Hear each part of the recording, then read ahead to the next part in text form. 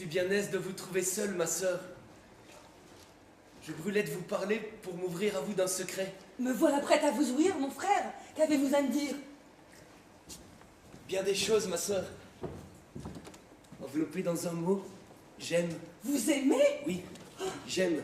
Mais avant que d'aller plus loin, je sais que je dépends d'un père, que le nom de fils me soumet à ses volontés, que nous ne devons point engager notre foi sans le consentement de ceux dont nous tenons le jour, que le ciel les a fait les maîtres de nos vœux, qu'il nous est enjoint de n'en disposer que par leur conduite, et que n'étant prévenus d'aucune folle ardeur, ils sont en état de se tromper bien moins que nous, de voir beaucoup mieux ce qui nous est propre. Je vous dis tout cela, ma sœur, afin que vous ne preniez pas la peine de me le dire.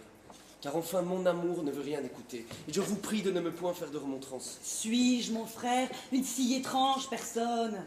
Mais non, ma sœur, mais vous n'aimez pas. Vous ignorez la douce violence qu'un tendre amour fait sur nos cœurs. Moi, j'appréhende votre sagesse. Hélas, mon frère, ne parlons point de ma sagesse, je vous prie. Il n'est personne qui n'en manque du moins une fois en sa vie. Et si je vous ouvre mon cœur, peut-être serai-je à vos yeux bien moins sage que vous.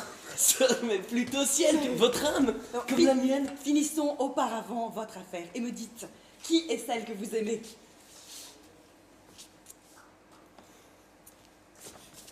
Une jeune personne qui loge depuis peu en ces quartiers et qui semble être faite pour donner de l'amour à tous ceux qui la voient.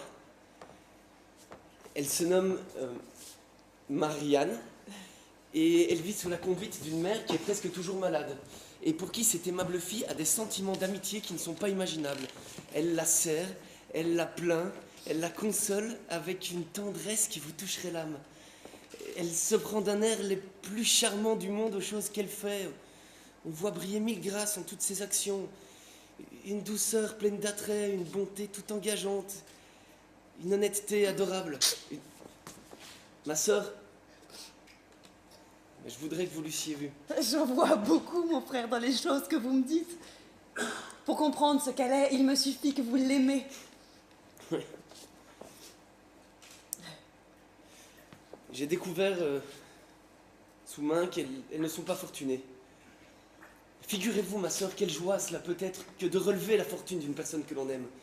Et concevez quel déplaisir se met de voir que par l'avarice d'un père, je sois dans l'impuissance de goûter cette joie, de faire éclater à cette belle aucun témoignage de mon amour. Oui, mon frère, je vois très bien quel chagrin ça doit être. Ça, il est plus grand qu'on ne peut croire. Car enfin, peut-on rien voir de plus cruel que cette rigoureuse épargne qu'on exerce sur nous? Que cette sécheresse étrange où on nous fait languir?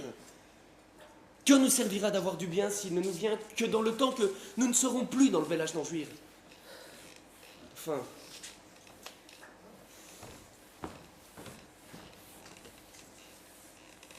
J'ai voulu vous parler, ma sœur, pour m'aider à sonder mon père sur les sentiments où je suis.